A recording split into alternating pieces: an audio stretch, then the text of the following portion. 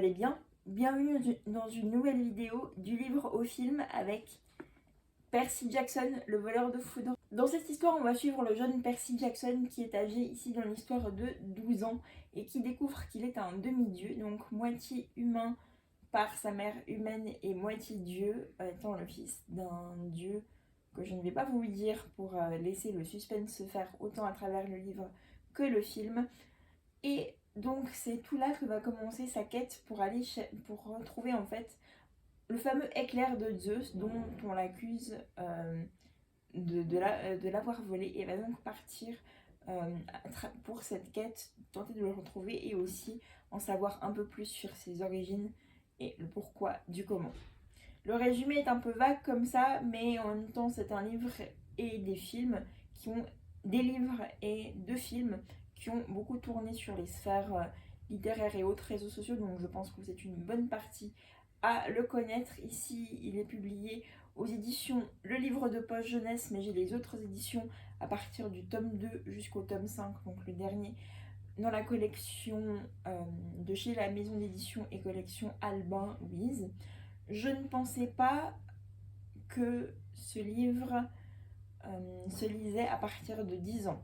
Je vous expliquerai mon avis par rapport au film dans un deuxième temps, mais il est vrai que même si j'ai beaucoup aimé l'histoire, ces thèmes, l'univers, tout ça, je suis très portée sur la mythologie. C'est un univers que j'aime beaucoup, lié justement à mon amour pour le fantastique, tout ça. Mais je pense que maintenant, arrivé à bientôt 23 ans, j'ai de la peine à m'identifier, vous me direz ce qui est normal, de la peine à m'identifier à un public qui a au moins 10 ans de moins que moi, malgré la richesse de l'univers, la simplicité de la plume, ce qui est très agréable, parce que des fois d'avoir un livre de fantastique où c'est écrit beaucoup trop au passé simple, ou même de la fantaisie, c'est ce qui me bloque des fois. Là, la plume, rien à dire, elle est parfaite.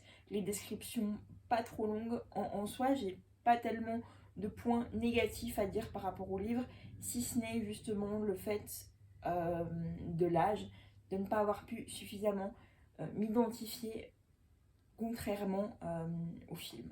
Pour ce qui est de mon avis sur le film, je l'ai vraiment adoré. Déjà, on le retrouve comme acteur, actrice principale. Alors, je me rappelle plus du prénom des garçons, mais en tout cas, Alexandra Daddario, que j'ai déjà vue dans San Andreas, la deuxième saison de Why Women Kill, qui est une actrice que j'aime beaucoup. Donc ouais, ça fait vraiment partie des raisons pour lesquelles j'ai adoré le film. Il a, à mon sens en tout cas, manqué aucune scène vraiment importante du livre. Enfin, chaque scène qui aurait pu être au sens importante aussi dans le livre était dans le film. Pour moi, il n'y a pas eu d'oubli particulier, juste des modifications tout aussi chouettes. Par exemple, la scène avec Tati M, alias Méduse, mais elle ne se passe pas dans un restaurant, mais directement dans une sorte de serre tropicale entourée de statues. Enfin, c'était vraiment magnifique.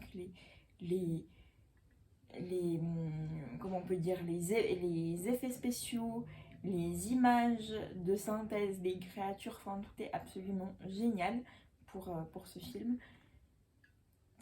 C'est vraiment un film que j'ai adoré de A à Z. Le seul point négatif justement par rapport au livre, c'est justement j'aurais apprécié que les personnages aient le même âge dans le livre que dans le film. Dans le film, ils ont environ 17 ans, ce qui est beaucoup plus facile justement à s'identifier que des personnages de 10 ans, et je ne comprends pas tellement pourquoi quand on compare à par exemple Divergente, Hunger Games, qui ont le même âge dans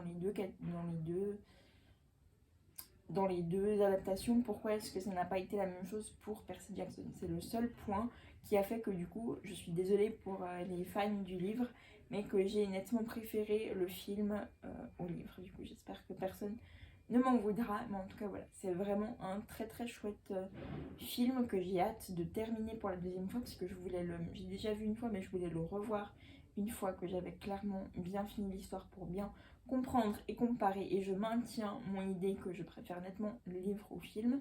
Maintenant, je ne sais pas si je regarderai, pour sûr je continuerai quand même la suite de la saga littéraire, parce que on me les a offerts et puis je trouverais dommage de m'arrêter juste pour une question d'âge, et ça n'empêche que, comme je disais avant, une plume toute simple, un univers de mythologie qui est super bien décrit, c'est pas pour autant que je vais m'arrêter, je vais quand même continuer à les lire.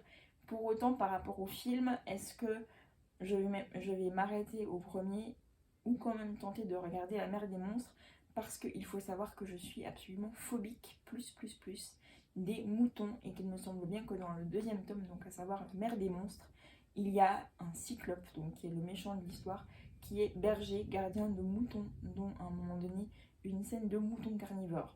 Donc dites-moi par hasard en commentaire si vous passez par là, si vous avez déjà vu ce deuxième film, s'il y a des moutons, auquel cas pour que je puisse savoir déjà s'ils y sont pendant toutes les scènes, s'il y a des scènes du coup que j'avancerai quand ils sont présents, ou bien s'il n'y a pas de moutons du tout et que je peux regarder ce film en toute tranquillité. En tout cas, j'apprécierais énormément. Donc voilà pour cette conclusion de critique. J'avais oublié donc de dire qu'il est à retrouver sur Disney+. Et à nouveau, j'espère que si vous avez lu le livre et que vous appréciez l'univers, que vous n'avez pas encore vu ce premier film, eh bien je vous le recommande vivement parce qu'il est génial et vraiment drôle.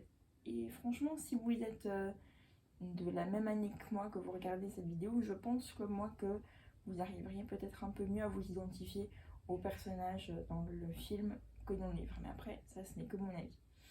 Et je voulais aussi juste vite fait ajouter que du coup, il y avait aussi cette série sur le dernier Olympien de Percy Jackson, donc qui est également sur Disney+, comme les deux films, qui m'intéresse aussi beaucoup, mais pour ça, je pense qu'il va falloir déjà que je lise les 4 autres tomes avant ça. C'est la fin de cette vidéo et j'espère qu'elle vous a plu. Elle était très courte, mais ça fait aussi du bien d'avoir des vidéos pas trop longues des fois à regarder, en tout cas en espérant que vous aurez pu la regarder jusqu'au bout d'une traite. Je vous souhaite de très bonnes lectures, un très bon visionnage de séries ou de films ou d'autres passions que vous vivez en ce moment.